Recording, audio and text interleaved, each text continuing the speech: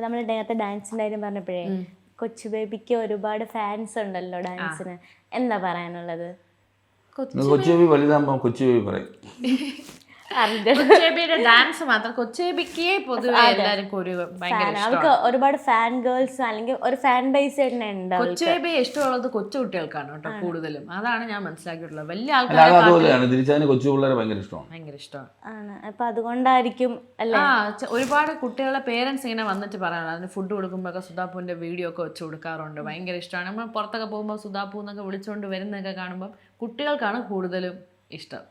അത് എൻജോയ് ചെയ്യാറുണ്ട്. ആ ഇഷ്ടത്തോടെ വരുമ്പോൾ ഇതിന് അതിൻ്റെ ഏജ് ഗ്രൂപ്പിലുള്ള കുട്ടികളെ ഭയങ്കര ഇഷ്ടമാണ്. അപ്പം ആൾ ഹാപ്പി ആയിട്ട് അതൊക്കെ എൻജോയ് ചെയ്ത്.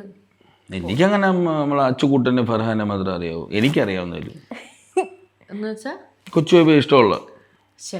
നമ്മൾ പോകുമ്പോൾ എത്ര കുട്ടികളാണ് ഭയങ്കര ലവിങ് ആയിട്ടൊക്കെ വന്ന് നിൽക്കുന്നത്. എനിക്കും എല്ലാവരും പാർവതിയുടെ മോൻ, പാർവതി ആ കൃഷ്ണന്റെ മോൻ.